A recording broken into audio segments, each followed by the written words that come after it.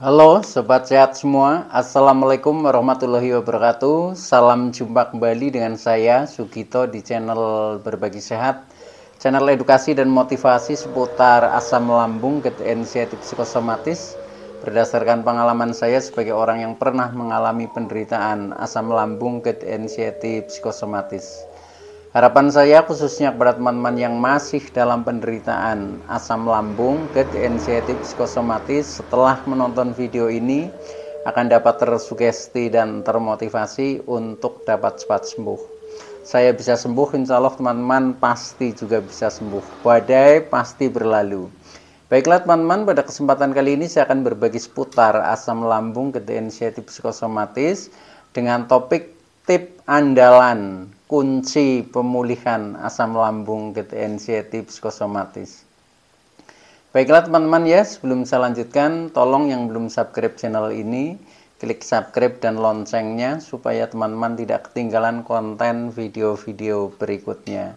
Dan jika suka, klik like, selalu bagikan ke sosial media teman-teman.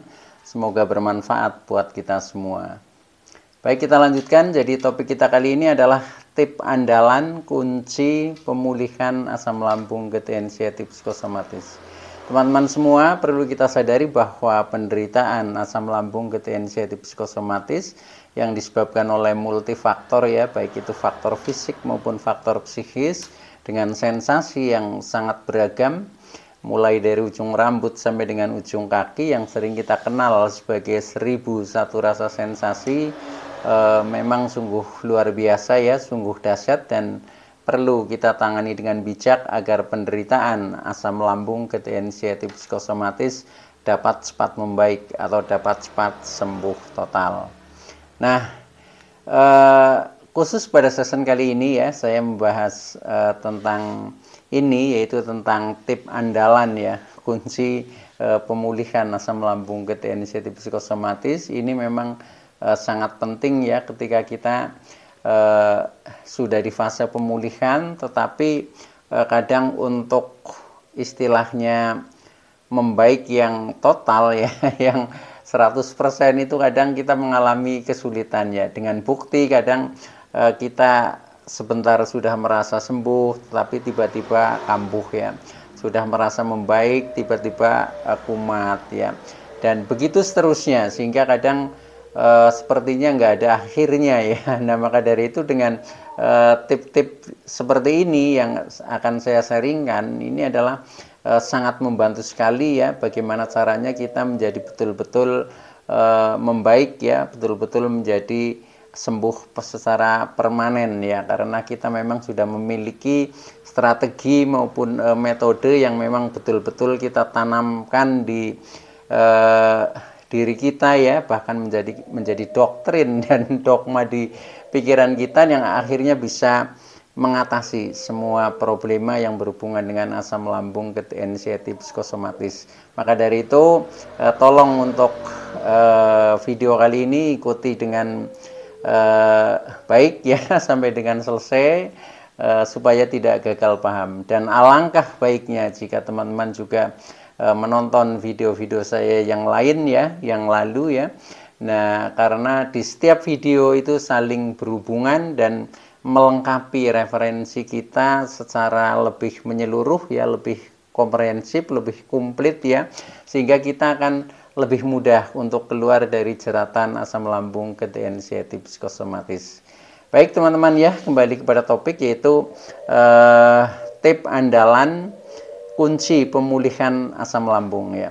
Ini ada beberapa tip yang penting ya menurut saya, karena saya bisa istilahnya sembuh total. Ini juga dari tip-tip semacam ini yang saya praktekkan ya. Saya praktekkan. Maka dari itu buat teman-teman ya silahkan saja lah ya, ini sebagai tambahan wawasan, tambahan pengetahuan ya, mungkin juga sebagai jalan kesembuhan teman-teman semua ya. Siapa tahu cocok buat teman-teman, silahkan untuk diaplikasikan di dalam kegiatan kita sehari-hari, khususnya di masa pemulihan asam lambung, gerd, inisiatif psikosomatis. Nah, tip-tip itu antara lain yang pertama ya, agar kita menjadi cepat membaik ya, yaitu diawali dari mindset teman-teman ya. Jadi mindset pikiran kita bahwa sakit untuk sehat ya. Jadi sakit bukan lawannya sehat ya, tetapi sakit untuk sehat. Nah, itu yang kita jadikan mindset ya, sakit untuk sehat. Nah, sakit merupakan alarm tubuh sebenarnya teman-teman ya, atau kode lah ya. Jadi alarm tubuh untuk mengingatkan kepada diri kita agar kita merubah perilaku ya, menjadi lebih sehat ya. Contohnya ketika mungkin kita perut merasa tidak nyaman ya, mungkin merasa begah, kembung, sembelit. Nah, setelah kita mungkin terlambat makan ya. Nah, itu artinya sakit itu ya, itu mengisyaratkan bahwa kita supaya makannya lebih disiplin ya, itu seperti itu. Jadi sebenarnya positif ya, sakit itu positif, yang penting kita bisa memaknainya. Jadi maknanya bahwa sakit yaitu untuk sehat, jadi merupakan bentuk peringatan supaya kita tidak mengulangi hal itu, supaya kita menjaga lebih baik ya. Contohnya ketika kita mungkin sampai dehidrasi ya, kurang minum ya, nah akhirnya pusing-pusing kepala ya. Nah, itu artinya ya kepala mengingatkan lewat pusing ya, supaya kita untuk segera minum. Itu contohnya seperti itu. Jadi pokoknya kalau kita analisa semuanya ya, jadi sakit itu sebenarnya alarm tubuh supaya kita menjadi lebih sehat. Nah, lebih sehatnya bagaimana caranya? Yaitu kita sikapi ya, kita telaah sakit itu sebagai peringatan supaya kita harus merubah perilaku ya. Jadi ketika masih ada rasa-rasa sensasi tidak nyaman, nah berarti ini karena memang ada sesuatu yang salah ya. Nah, sesuatu yang salah itu yang harus kita betulkan. Nah, setelah itu ya sudah, nanti kita akan menjadi membaik, akan menjadi sehat, akan menjadi sembuh, itu seperti itu ya. Contohnya misalkan ya, tiba-tiba kita merasa lemes ya, kita merasa keliengan, merasa berdebar-debar dan lain sebagainya ya. Nah, itu pada saat kita setelah marah-marah ya. Nah, itu artinya emosi itu bisa memicu kecemasan ya, bisa memicu psikosomatis ya. Rasanya tidak nyaman, kadang dada sampai nesek. Nah, artinya dengan rasa itu ya, rasa contohnya sensasi tadi, itu supaya kita emosinya menjadi stabil ya. Itu seperti itu. Maka dari itu ya itu, jadi kita memang harus bisa menginterpretasi ya. Jadi sebenarnya sakit ini sebabnya apa, kemudian yang dimaui tubuh ya dan jiwa kita itu suruh bagaimana. Nah, itu yang harus kita pahami sebenarnya seperti itu. Setelah kita bisa menerapkan diri ya sesuai dengan kebutuhan tubuh, sesuai dengan kebutuhan jiwa kita, ya sudah, akan no problem ya. Akhirnya kita menjadi membaik gitu, seperti itu. Nah, itu ya, jadi itu penting. Jadi tip yang pertama adalah sakit untuk sehat. Dimaknainya seperti itu teman-teman ya. Sehingga nanti ketika ada rasa-rasa pikiran kita itu langsung analisanya, wah ini saya harus bagaimana, saya harus merubah apa. Nah, itu seperti itu ya. Nah, itu yang pertama. Nah, kemudian yang kedua, supaya kita menjadi cepat membaik ya, cepat membaik di masa pemulihan, yaitu afirmasi positif ya. Afirmasi positif, berani mengatakan ya, berani mengatakan saya sudah sembuh gitu. Kita kan sering tuh ketika kita sudah mulai bisa keluar rumah, sudah bisa aktivitas, walaupun kadang masih suka kambuh ya. Kadang ditanya kan sama teman mungkin, sama saudara mungkin, atau sama siapapun yang bertemu dengan kita, kan sering ditanya. Contohnya misalkan, oh Pak Gito apa sudah sembuh? Dulu waktu saya masih sakit itu seperti itu. Nah, waktu itu karena saya belum tahu ya, itu ya saya jelaskannya ini ini masih ada rasa-rasa seperti ini, seperti itu. Nah, dengan seperti itu tuh kurang bagus ya, karena mindset kita menjiwai rasa-rasa itu ya. Nah, walaupun masih ada sedikit rasa, ya kita berani ketika ditanya apakah sudah sembuh. Ya, saya sudah sembuh, saya sehat, saya baik-baik saja. Nah, dengan seperti itu nanti perilaku kita akan menyesuaikan. Jadi kita menjiwai orang yang sehat. Nah, ini caranya untuk menggiring istilahnya pikiran, ya, perasaan itu harus diawali dengan kata-kata, teman-teman, ya. Ternyata seperti itu, ya. Nah, itu akhirnya setelah saya memahami hal itu, saya praktekkan, ya. Ketika setiap ditanya sama orang, misalkan Pak Gito sehat, alhamdulillah sehat, ya. Sudah sembuh, sudah, seperti itu, ya. Jadi pasti saja jawabnya, ya, seperti itu. Jadi contohnya yaitu saya sudah sembuh, walaupun, ya, dikasih walaupun nggak apa-apa, ya, walaupun ada sedikit sensasi, saya tidak apa-apa, ya, saya baik-baik saja, faktanya saya sehat walafiat. Nah, itu katakan seperti itu, ya. Jadi ini memang mulai dari mindset pikiran. Ketika kita mulai dari mindset pikiran sudah benar, ya, kemudian afirmasi kata-kata positif juga benar. Nah, nanti jiwa kita dan perilaku kita itu akan menyesuaikan itu, ya. Karena kita sudah mengatakan saya sudah sembuh, walaupun ada sedikit sensasi itu wajar, ya, saya tidak apa-apa, saya baik-baik saja, faktanya saya sehat walafiat. Nah, itu sering dikatakan, ya. Nah, itu akhirnya kita menjadi berperilaku sehat, teman-teman, ya.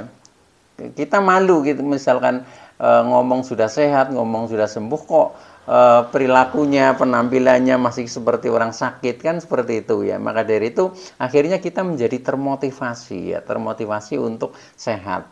Dan dimulai dari itulah nanti kita menjadi sehat beneran, teman-teman.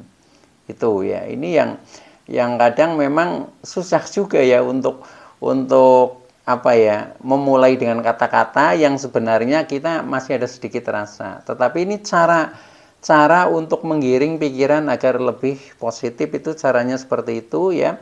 Termasuk supaya jiwa kita juga, mental kita menjadi kuat, artinya menjadi bermental orang sehat, memang harus dipancing dengan kata-kata, yaitu afirmasi positif.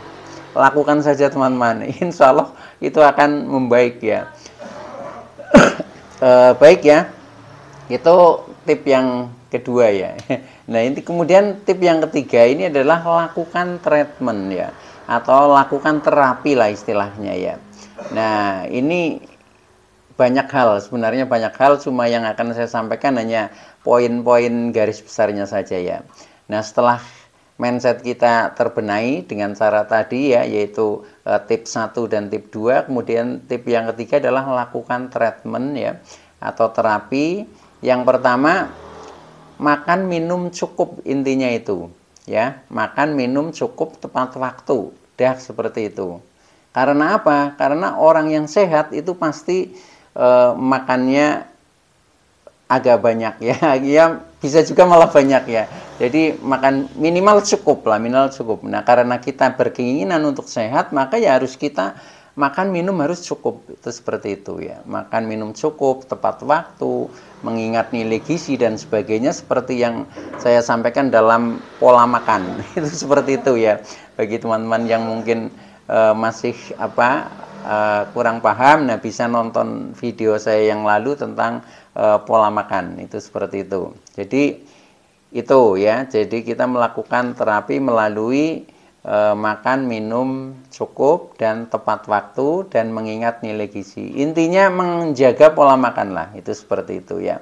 Nah, itu yang pertama. Kemudian yang kedua, ya, terapi apa yang harus kita lakukan, yaitu gerak badan, teman-teman, atau olahraga, ya. Karena kalau sudah makan minum cukup kemudian badan bergerak, insya Allah itu mudah untuk pulih, ya, mudah untuk sehat, ya, itu. Nah, permasalahannya kan kadang sok masih males, ya, kadang masih ada rasa takut. Nah, sehingga kita untuk bergerak, menggerakkan tubuh yang seperti orang normal itu kadang masih pikir-pikir. Nah, ini nggak perlu pikir-pikir, jadi justru kita harus melatih terus, yaitu dengan banyak gerak tubuh, ya. Gerak tubuh itu bisa contohnya olahraga jalan kaki, ya, itu juga bagus sekali, itu bisa, ya. Atau mungkin kita melakukan aktivitas-aktivitas di rumah yang yang sekiranya itu membuat tubuh kita bergerak lah.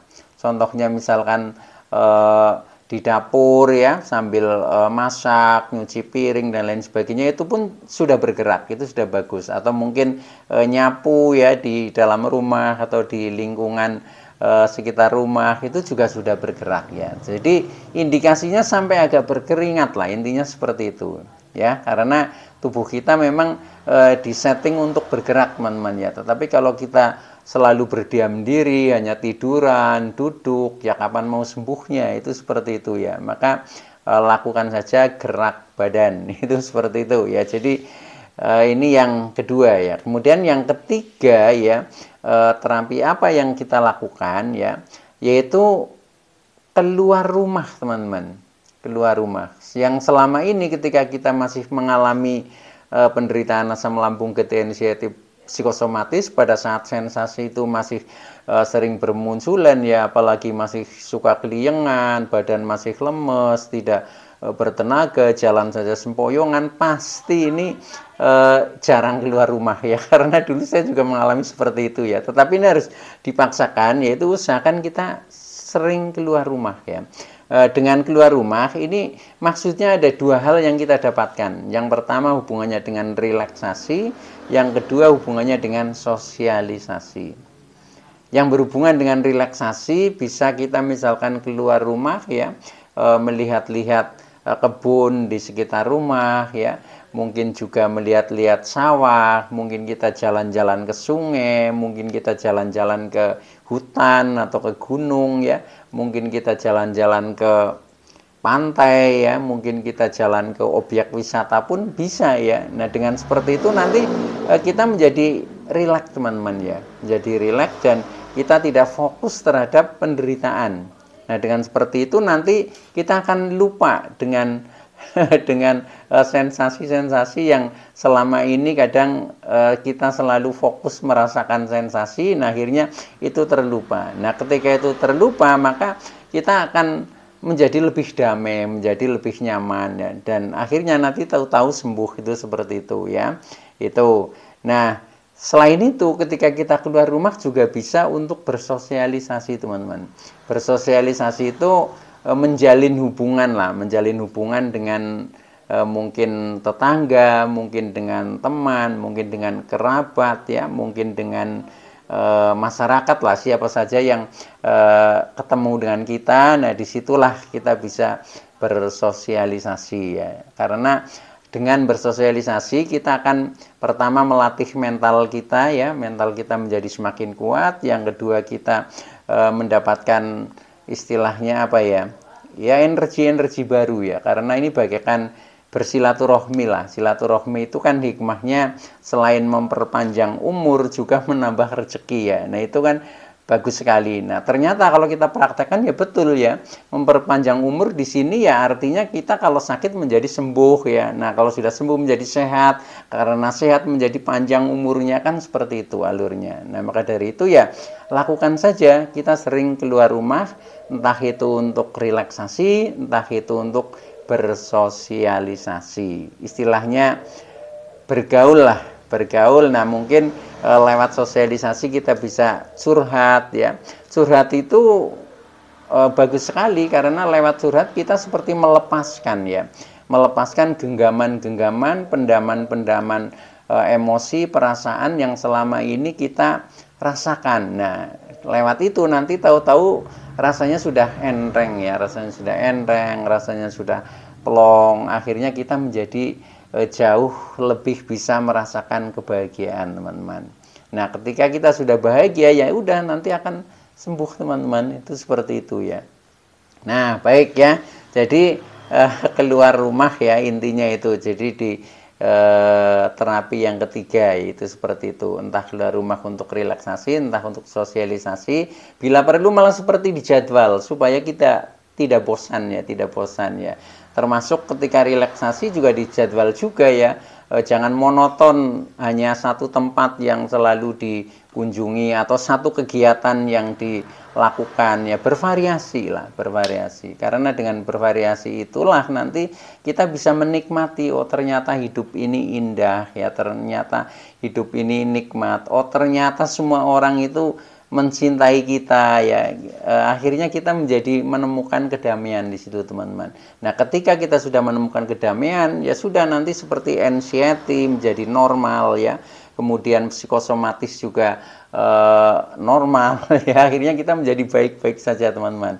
Baik ya. Nah, kemudian satu lagi ya, terapinya satu lagi, yaitu melalui meditasi dan mendekatkan diri. Jadi kita itu meditasi itu penting, teman-teman.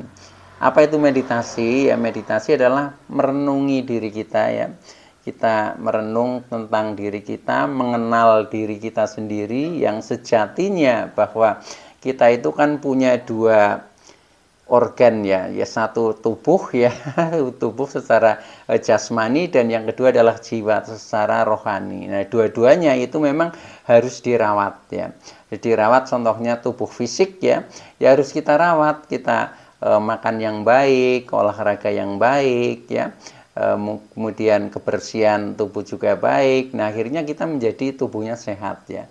Tetapi yang namanya mental atau jiwa atau rohani itu pun juga harus dirawat, ya. Nah, harus dirawatnya bagaimana? Ya kita harus merohanikan, ya merohanikan segala sesuatu yang kita lakukan, ya. Merohanikan itu artinya kita selalu ingat terhadap Sang Pencipta, terhadap Tuhan Allah Subhanahu wa taala. Jadi tidak pernah ada yang kita bisa terlepas dari kerohanian. Jadi intinya hidup itu adalah tauhid, teman-teman, ya. Jadi kita selalu bersama, ya bersama Tuhan Allah Subhanahu wa taala, itu selalu seperti itu. Nah, maka dari itu selain meditasi kita harus berusaha mendekatkan diri, ya. Mendekatkan diri, ya kita merasa dekat dengan Sang Pencipta, kita merasa selalu didampingi, kita merasa selalu dilindungi, ya itu seperti itu, ya. Jadi nah caranya bagaimana supaya kita menjadi semakin dekat, ya caranya mudah, ya kita meningkatkan amal ibadah kita, ya kita selalu berzikir, kita selalu menyebut Asmaul Husna, ya dan seterusnya. Nah, ini bentuk-bentuk untuk kita menjadi selalu dekat. Nah, ketika kita sudah merasa selalu, ya selalu itu kan tidak pernah terpisah, ya tidak pernah terpisah. Nah, itu maka kita seperti rasa-rasa takut juga akan hilang, ya. Takut, ngapain takut, wong kita bersama Tuhan kok, seperti itu, ya. Tuhan selalu menjaga kita, Tuhan Maha Segalanya yang selalu memberikan kasih dan sayangnya kepada kita. Itu seperti itu, ya. Jadi dengan seperti itu nanti ya sudah, kita secara mental baik, ya kemudian secara fisik juga baik, ya karena kita sudah atur tadi, ya contohnya pola makannya sudah baik, kemudian kita lakukan gerak tubuh yang baik atau gerak badan, ya akhirnya sudah jadi secara fisik membaik, secara psikis juga membaik. Akhirnya kita menjadi sembuh total, teman-teman, itu, ya. Oke, ya itu dulu yang bisa saya sampaikan. Mudah-mudahan teman-teman yang masih dalam penderitaan asam lambung, anxiety, psikosomatis tetap semangat, ya, dan insya Allah menjadi cepat sembuh. Saya bisa sembuh, insya Allah teman-teman pasti juga bisa sembuh. Badai pasti berlalu. Terima kasih atas like, subscribe, serta komennya. Sekian, wassalamualaikum warahmatullahi wabarakatuh.